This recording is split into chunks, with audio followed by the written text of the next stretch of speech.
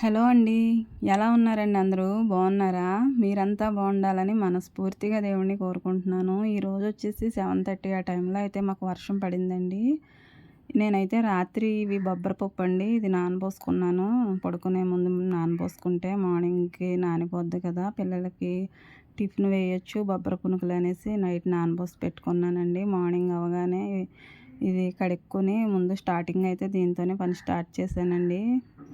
ఇలా మరి బొబ్బర పునుకులు రొ వర్షం పడుతుంది కదా! కొంచెం చల్ల చల్లగా ఉన్నప్పుడు ఇలాంటి స్పైసీగా తింటే బావుంటదనేసి పిల్లలకైతే నాకు ఇవి చేయాలనిపించి 2 రోజుల నుంచి అనుకుంటున్నాను. కానీ కుదరలేదండి. రాత్రయితే ఇలా నానబోసి నేను ఇలా ఉంచుకున్నాను. ఇలా 4, 5 సార్లయితే ఈ పొట్టు ఒంచేస్తే సరిపోద్దండి. ఎందుకంటే ఇది మనకి పలచగానే ఉంటది పొట్టు. అంత తీయవసరం లేదు. మినప్పొట్టు తీసినంతగా అవసరం లేదండి. దీన్ని కడగవసరం లేదు. కొంచెం కొంచెంగా నీళ్ళు అలా ఉంచేస్తే దాంతో పాటు అలా పొట్టు వెళ్ళిపోతుంది. ఈ వర్షాకాలం కరెంట్ ఎప్పుడుంటదో, ఎప్పుడు పోతుందో తెలీదు కాబట్టి నేను ముందే అయితే ఇది మిక్సీలో ఇలా వేసేసుకుని గబగబా నేను ఇంకేం పని స్టార్ట్ చేయకుండా ఈ పనితోనే ఉన్నానండి. ఇవన్నీ రెడీ చేసుకున్నా. పచ్చిమిర్చి వేసాను, అల్లం వేసాను. ఇది మూత పెట్టే టైంకి కరెంట్ అలా టక్కుమని పోయిందండి. ఇంకా ప్రాణం చూడండి ఉంటది. ఆ టైంలో చాలా బాధగా ఉంటది కదా! అలాంటి పరిస్థితి వచ్చిందండి ఈరోజు. అవుద్దా లేదా పిల్లలకి బ్రేక్‌ఫాస్ట్ బయట నుంచి తెప్పించుకోనా అనే అనుమానం అయితే వచ్చేసింది. ఈలోపైతే మరి నీళ్ళ కుండన్నా వేద్దాం పొయ్యి అంటించి అనేసి పొయ్యి అంటించుకున్నాను. తర్వాత అయితే మామయ్య పాలు తీసుకొచ్చారు. బయట నుంచి తీసుకెళ్ళేవాళ్ళు వస్తారు కదండీ! ఆయనకైతే పాలు కూడా పోసేసి ఇచ్చేసాను. ఇంకా మేము కూడా పిల్లలకి పాలు పెట్టాను, టీ పెట్టుకున్నాను. మేము ముగ్గురం కూడా తాగేసామండి. ఇంకా ఇంకా పనులైతే చేసుకుంటున్నాను గానీ, కరెంట్ మాత్రం రావట్లేదండి అసలు. అసలు ప్రాణం ఎంత విసిగిపోయిందంటే అసలు అందుకనే నేను ఇలాంటివి మార్నింగ్ చేయడానికైతే భయపడతానండి. పిల్లలతో అవ్వదు కాబట్టి. ఇలా మరి నీళ్ళు కాగిపోయినాయి ఎసరు పెట్టేసాను. ఆ తర్వాత అయితే నైట్ నేను క్యారెట్ ముక్కలైతే తరిగేసి ఉంచుకున్నానండి ఫ్రిడ్జ్‌లో పెట్టుకొని. తర్వాత నేను ఇంకా ఆలు అయితే దాన్ని కూడా ఒక పెద్ద సైజుది తీసుకొని దాన్ని ముక్కల కింద కట్ చేసేసుకొని, పోపులు తీసుకున్నాను. ఇవన్నీ వేయించేస్తున్నాను. ఇక క్యారెట్ ఫ్రై కూడా చేసేయడానికైతే నేను ఇవన్నీ రెడీ చేసేసుకున్నాను పోపు పెట్టేసుకొని. ఇంకా వస్తుందేమో అని ఒక పక్క స్విచ్ బోర్డ్ వైపు చూసుకుంటూ అయితే నా పని నేను చేసుకుంటున్నానండి మరి. ఇక ఈ పోపులేగిపోయిన తర్వాత క్యారెట్ ముక్కలు వేసి వేయించుకుంటాను. ఒక్క 10 నిమిషాలు అయిన తర్వాత అయితే నేను ఆలు వేస్తానండి. ముందే వేసేస్తే అవి కొంచెం మెత్తనితనంగా ఉంటాయి కదా! అందుకని అవి ముందు వేగిపోతాయి. క్యారెట్ ముక్కలేమో గట్టిగా ఉండిపోతాయి. అందుకని కొంచెం అవి వేగిన తర్వాత ఈ బంగాళాదుంపలు కూడా వేసేసుకొని అప్పుడు వేయించుకుంటే బావుంటదని నేను ముందు వేయనండి. కొంచెం క్యారెట్ వేగాకే వేస్తాను. ఇలా క్యారెట్ ఫ్రై అయితే చేసుకుంటూ ఓ పక్క అయితే మరి ఎసరు పెట్టుకున్నాను కదండీ! దానిలోను బియ్యం వేసుకున్నాను. ఇక అన్నం చూసుకుంటూ క్యారెట్ కూడా చూసుకుంటూ ఫ్రై చేసుకుంటూ ఇక అటు ఇటు తిరుగుతున్నానండి పొయ్యి దగ్గరికి, గ్యాస్ దగ్గరికి. ఇలా తిరుగుతూ ఉండగా టైం గాడ్ అనుకున్నానండి. కరెంట్ అయితే వచ్చేసింది. ఇక వచ్చిందే తడవండి. ఇక మళ్ళీ పోతుందేమోనని భయంతోటైతే గబగబా మిక్సీ పట్టేసాను. పట్టేసి దాంట్లో కొంచెం తగినంత ఉప్పు, అలాగే జీలకర్ర కూడా వేసుకొని ఇలా కలిపేసుకునండి నేను పునుకులు వేయడానికైతే దాన్ని రెడీ చేసేసాను. ఇలా పవర్ అనేది రాకపోతే ఈరోజు పిల్లలకి మరి ఏం పెట్టేదాన్నో ఏమోనండి. తర్వాత దేవుడికి తెలుసు. ఇలా మరి కరెంట్ వచ్చింది కాబట్టి నేను టైంకైతే మరి ఇవి ప్రిపేర్ చేసుకోగలుగుతున్నాను పిల్లలకి పెట్టడానికైతే. ఇక వర్షంలో మరి వాళ్ళకి కూడా ఈ తిని వెళ్ళాలని ఉంటది కదండీ ఆశ. తీరా వాళ్ళు వెళ్ళిపోయిన తర్వాత కరెంట్ వచ్చినా యూజ్ ఉండదు. మేము వేసుకుంటే మాకేమీ అంత తినాలని ఏమి ఉండదు. పిల్లలు తింటే ఏదైనా మనకు కూడా సంతృప్తిగా ఉంటదండి. తర్వాత తినాలని ఆశ ఉంటది. తినేసి వెళ్ళిపోయారు కదా పిల్లలనేసి. ఇలా మొత్తం పునుకులన్నీ ఒకదాని తర్వాత ఒకటి ఇలా ఒక్కోటి మొత్తం వేసేసి మూకుడంతా నిండబెట్టేసానండి. ఇలా వేసుకున్నా ఏం కాదు. అంటుకోవు. ఒకదానికొకటి చాలా బావుంటాయి. గోళీల్లాగా ఇలా వేసుకుంటే పునుకులు. ఇవి చాలా టేస్టీగా ఉంటాయండి. ఇవి కొంచెం తేలికగా అరిగిపోయే ఆహారమే. ఎవరైనా తినొచ్చు. ఒక పక్క అయితే మరి క్యారెట్ వేపుడు చూసుకుంటూ, ఓ పక్క అయితే మరి వేసుకుంటున్నానండి. మరి పిల్లలకి మరి అంతా కూడా మరి లెవెల్ చేసుకుంటూ పని చేసుకోవాలి కదా! దాని తర్వాత ఒకటి. ఈరోజైతే చాలా నేను పిల్లలైతే బయలుదేరుతున్నారు. ఆయిల్ పెట్టుకుంటున్నాడండి తలకి బాబు. చిన్న పాపేమో హోంవర్క్ ఒకటి రాయలేదంటండి.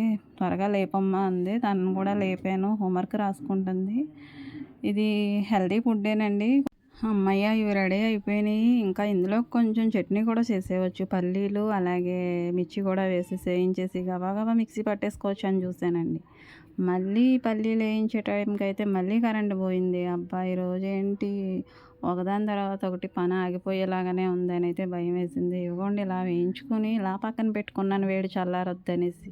కానీ కరెంట్ అలా పోయింది. మరేం చేస్తామండి పాపం బాబు వాటిని ఒట్టివే తిన్నాడు. ఇక క్యారేజ్ అయితే పెట్టేశానండి. కరెంట్ లేదు చీకటిగానే ఉంది.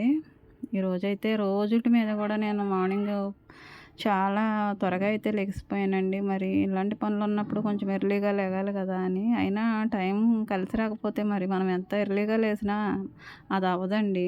టైం కలిసి రావాలి మనం ఏం చేయాలన్నా గానీ. ఇక బాబుకైతే క్యారేజీ సర్దేశాను. తను వెళ్ళిపోతాడు. వెళ్ళే ముందైతే ప్రేయర్ అయితే కామన్ అండి మాకు. ఇక మరి ఇలా వర్షం పడుతూ ఉన్నప్పుడు పిల్లలు స్కూల్‌కెళ్ళాలంటే పాపం చాలా ఇబ్బందండి. ఇలా ప్రేయర్ చేస్తున్నాను. మొఖం మీదకి అలాగే పెడితే కెమెరా అమ్మ నాకు ఇబ్బంది అంటున్నాడనేసి ఏదో జస్ట్ అలా పెట్టి తీసేస్తున్నానండి. కానీ ప్రేయర్ అయితే ఎక్కువ టైం చేస్తాను. తను వెళ్ళిపోతున్నాడు. తను వెళ్ళిపోయిన తర్వాత ఇంకా మరి మా వాళ్ళిద్దరు ఉన్నారు కదండీ! వాళ్ళ సంగతి చూస్తాను. ఇలా చెట్టు కొమ్మల మీద నీళ్లు ఇలా దులిపేసి ఎదరోళ్ళని తడిపేయడం అంటే నాకు చాలా ఇష్టమండి. అలా చేస్తాను చిన్నప్పటి నుంచిని. కరెంట్ ఇప్పుడు వచ్చిందండి. ఇక మిక్సీ జార్‌లోకి అయితే పల్లీలు తీసుకొని కొంచెం ఉప్పు, కొంచెం చింతపండు కాడా వేసి చట్నీ చేసేసాను. ఇంకా పాపలిద్దరు ఉన్నారు కదండీ! వాళ్ళిద్దరికైతే టిఫిన్ పెడుతున్నాను. ఇలా ఈ కాంబినేషన్‌లో మీరు టిఫిన్ ఎప్పుడైనా తిన్నారా? ఓన్లీ పునుగులు మాత్రమే తింటారేమోనండి నాకు తెలిసి. మరి నేనైతే మరి దాంట్లోకి చట్నీ కూడా చేశానండి. జడలో వేసేస్తున్నాను. జడ వేసే టైం అయిపోయింది. ఇక జడ వేసేసిన తర్వాత వీళ్ళు కూడా ఇంకా మిగతా పనులు చూసుకొని అయితే మరి వీళ్ళు వెళ్ళిపోతారు. వీళ్ళు వెళ్ళిన తర్వాత ఉంటదండి నాకు అసలు పని.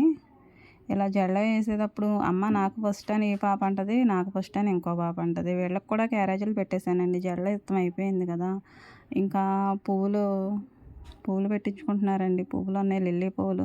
లిల్లీ పువ్వుల్లో ఒక స్పెషల్ ఉందండి. ఇవి పూయగానే ఎంత స్మెల్ ఉంటాయో అలాగే ఇవి వాడిపోయేటప్పుడు కూడా స్మెల్ ఇంకెక్కువ అవుద్ది గానీ తగ్గదండి. వేరే ఏ పువ్వులకి ఇలాంటి స్పెషల్ అయితే ఉండదండి. మరి ఇంకా పిల్లలు మరి ఇంకా పౌడర్ అని రాసుకోవడం, షూసు, బెల్టు ఇవన్నీ వేసుకోవడం అన్నీ అయిపోయినాయండి. ఇంకా లాస్ట్ మూమెంట్ వెళ్ళిపోతున్నారు. వీళ్ళకైతే ప్రేయర్ అయితే ఈరోజు నేను వీడియోలో చూపించలేదండి చేయడం. కానీ చేశానండి. వీళ్ళ మొఖాలు చూసారు ఎలా ఉన్నాయో డల్‌గా. ఈరోజు వీళ్ళిద్దరికీ పడిందండి.